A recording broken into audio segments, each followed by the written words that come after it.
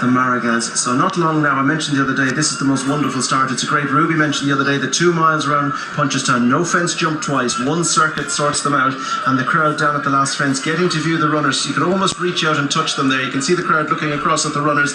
They're down just at the back of the last fence, moving up past the stands. It's almost like a parade. Everybody gets a chance to look at these horses before Joe Bannahan lets them go.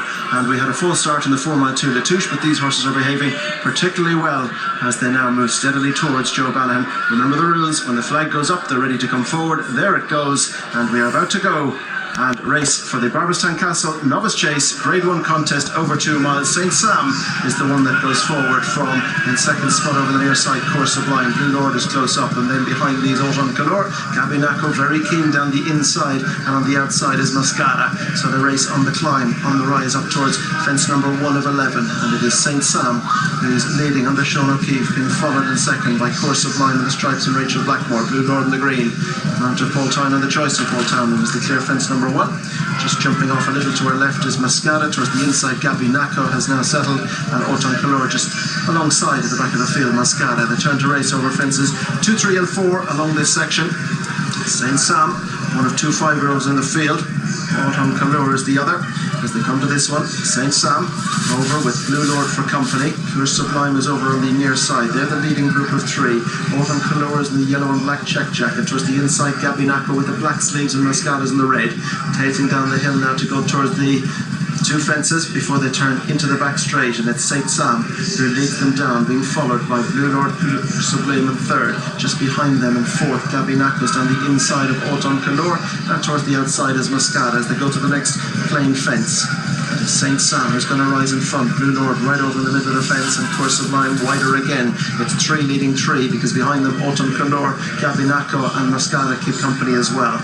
Now they race on towards the ditch, and St. Sam with Coeur Sublime and Blue Lord, almost 3 in line. Gabinaco tucked away on the inside. He was second in the Arkle at Cheltenham, where Blue Lord was third. St. Sam came down, of course, is in front here and making the turn into the back straight, on their way now towards fences 5, 6 and 7. St. Sam leads from its second spot, Blue Lord. Right behind them, Coeur Sublime, and over towards the far side, Gabinaco. Then Autumn Calor, and last of all remains Mascara as they go now to the first of the 3 fences across the far side, and St. Sam over in front from Blue Lord, Coeur Sublime. Just behind them, Gabinaco, Autumn Calor, and just a couple of lengths opening up to Mascara, who is last of the group as they go now towards the middle fence, right across from my position here in the grandstand. And coming to it, it is St. Sam who's over, and he just pecked a little at the back of it, but he jumped it well, just pecked a little. Coeur Sublime second, Blue Lord third, Autumn Calor, Gabinaco's just in the slipstream of the leader, St. Sam, as they come to race on towards the final ditch. St. Sam and Coeur Sublime are over from Blue Lord, Gabinaco, Autumn Calor and Mascara. And Barry, you are a connoisseur of 2 mile chasers. If I could drop you in for one, where would I be putting you? I'd like to West St. Sam. He's dictated nicely in front, Sean. Gabinaco and Blue Lord have been keen at times. Coeur Sublime is travelling really well, which wouldn't be unusual for him. It's what he'll find under pressure.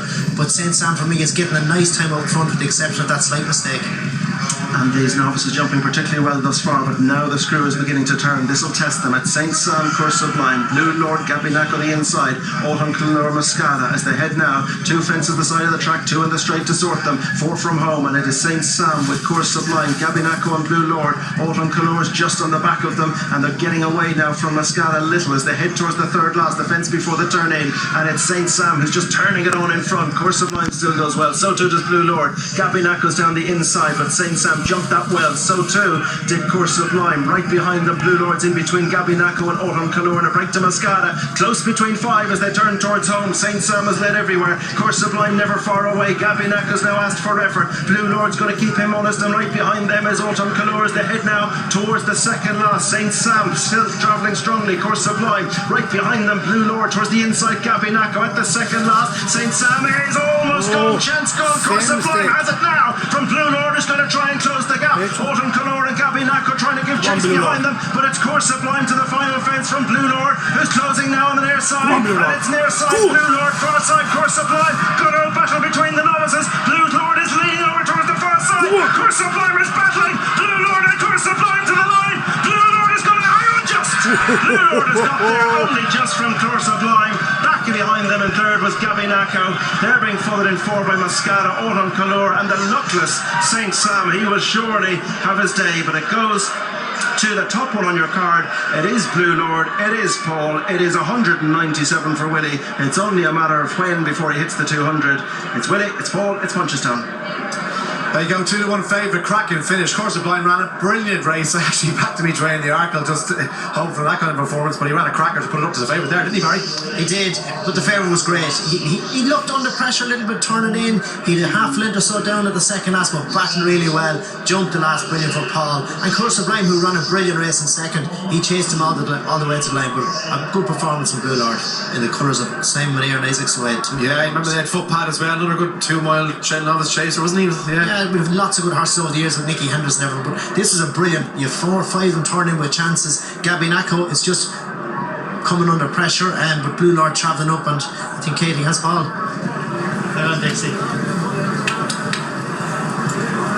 You still got there, still enough on. Paul, talk us through it. Yeah, he was actually quite keen early on, which I was surprised with him. But it was a good sign, I suppose. He was enjoying it. Every time he seen a fence, he pricked his ears and attacked it. And I was just trying to delay my challenge a little bit down the straight because he doesn't kill himself when he hits the front. He jumped extremely well today. That's probably the best he's jumped. Yeah, he came down out there. I'll tell you, the day he won in Barberstown, he got an awful fright at one of the early fences. I think it was the second, and he just seemed to jump about up in the air after that. But yeah, he loved and attacked his fences there. So no, you couldn't be happy with him. He was in great form.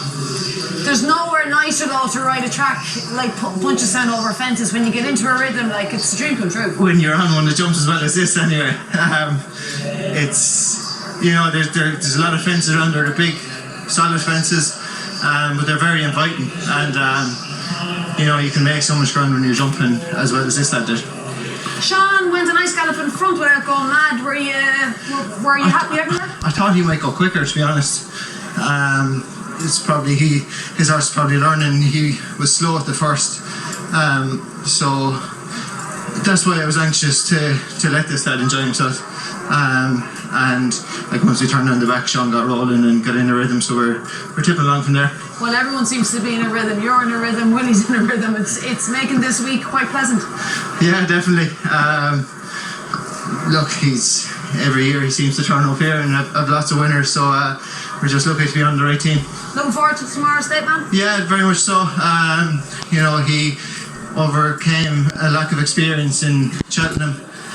Steps up in trip tomorrow, but you know, he was well touted before he tipped up at Christmas in a maiden, and you know, ended up being a little bit forgotten about after that. So hopefully he can make the step up to the top table. Oh, well done. Any day you come to Punchestown, 2 rides, 2 winners isn't a bad day, Paul. No, definitely.